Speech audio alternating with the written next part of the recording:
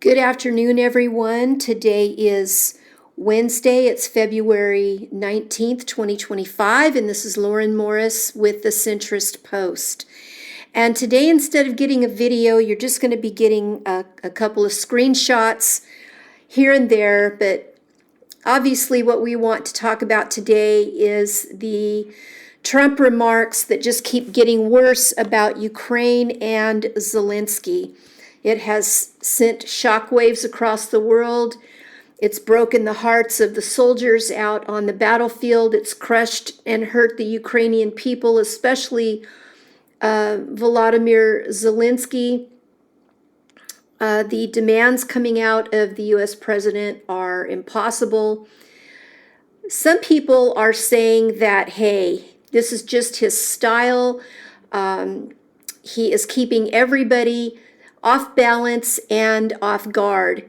However, the comments that Trump has made have been pretty consistent over time with regular Putin and Kremlin talking points that we have seen come out of Tulsi Gabbard and various ones that are just basically pro-Putin and who are accusing and have accused Zelenskyy of every atrocity there is to accuse him of, and just otherwise belittle him, ridicule him, mock him, and be completely anti-empathetic to the Ukrainian people. So Trump's logic on Putin, one of the points that I want to make here really quick is if Trump is saying that Ukraine doesn't have a right to live, or that they should have just taken the knee to Russia because it's not that bad of a life, and they should have just conceded and just moved on.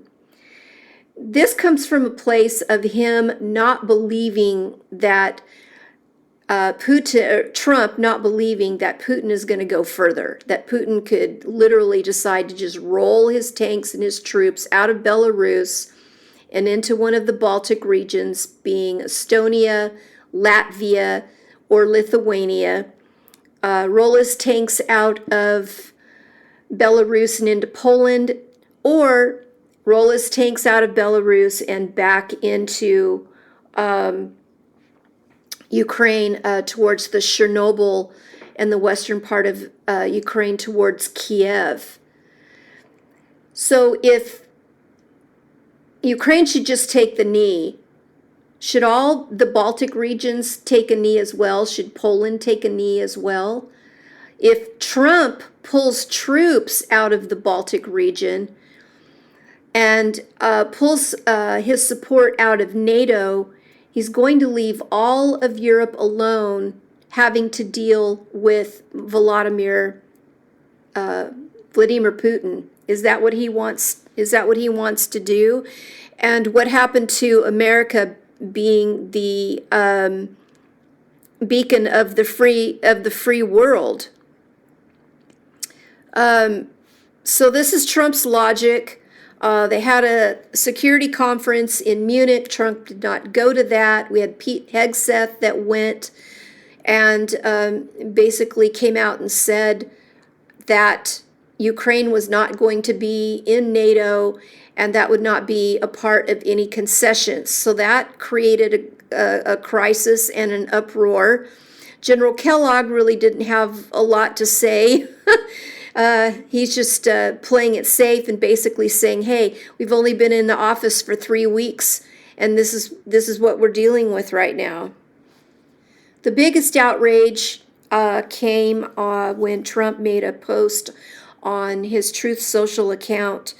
And this is what it says. Think of it, a modestly successful comedian, Volodymyr Zelenskyy, talked the United States of America into spending $350 billion to go into a war that couldn't be won, that never had to start, but a war that he, without U.S. and Trump, will never be able to settle. The United States has spent $200 billion more than Europe, and Europe's money is guaranteed, while the United States will get nothing back. Why didn't Sleepy Joe Biden demand equalization, in that this war is far more important to Europe than it is to us? We have a big, beautiful ocean as a separation. On top of this, Zelenskyy admits that half of the money we sent him is missing. He refuses to have elections, is very low in the Ukrainian polls, and the only thing he was good at was playing Biden like a fiddle. A dictator without elections, Zelenskyy better move fast or he's not going to have a country left. In the meantime, we are successfully negotiating an end to the war with Russia, something all admit only Trump and the Trump administration can do. And he goes on. So that, folks, this is the thing that the left has been complaining about all this time, about Trump's ego, about his lack of empathy. And the MAGA movement that has been pro-Ukrainian is simply just stunned and in disbelief that President Trump would actually side with a mass murdering, violent dictator who allows his troops to set up torture chambers and rape and torture the Ukrainian citizens at will, steal their children, burn everything down. Meanwhile, Trump is saying that Zelenskyy should have never have gone into that war, that he could have negotiated a way out. And Trump's not willing to talk about how it is Putin who is sending in the bombs every night, which he has done since all these statements have been made, which he has done since the Munich conference, which he has done since they all went scurrying down to Saudi Arabia to try to hold some talks. And it's getting really ugly with Zelenskyy. If he makes a criticism, then it's responded to by Trump with really harsh and condescending rhetoric. So the Ukrainian citizens are being thrown under the bus and they are being stabbed in the back. There was a talk about a deal being brokered for the number of $500 billion of rare earth minerals that Zelenskyy could hand over to Trump, which he was willing to do. But when our economist went to hand Zelenskyy a copy of this transactional document at the Munich conference, evidently there wasn't much to it. It was a very short document. It didn't provide Zelenskyy with any guarantees at all. And the most shocking thing about the document was that the rare earth materials it wasn't $500 billion. It ended up being 50% of Ukraine's rare earth materials to be handed over to the U.S. in perpetuity for nothing in return. The blunders and the inconsistencies between the narratives of President Trump, Pete Hegseth, General Kellogg, and we can't really put Marco Rubio into this mix right now, but he's got a hard job. But these blunders definitely have made the U.S. look unprepared and not ready, even with their opinions. They don't take into consideration any facts on the battlefield at all. Trump says he basically doesn't care who has the Donbass. He just wants back what the U.S. has spent, and he just wants the killing to stop, and he doesn't care what happens after that. Since Trump's appeasement remarks, evidently the stock market for Russia has increased, and Dmitry Peskov has made propaganda statements to the effect that the U.S. and Russia will together decide what they are going to do with Ukraine, and Ukraine isn't going to have a lot to say about it. Now, we know that Russia wants Zelenskyy out, so they want elections. And American media types are going, yeah, they're a democracy. They should be able to have an election. But does that take into consideration the millions of people that have fled Ukraine that should be able to vote? Where are they going to have these elections at in the Donbass? Is it going to be one of their filtration camps or one of their torture centers? I mean, it's just really ridiculous. If Trump wants the killing to stop, he needs to stop the killers and not to offer Putin an appeasement strategy with a moral equivalency as if this whole war ended up and is a mutual combat.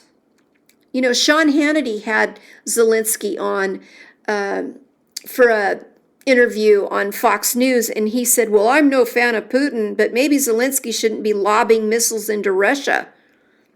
And there's just been, you know, this constant stream that really Ukraine should have always taken the knee, and that living under Russian occupation just really isn't all that bad.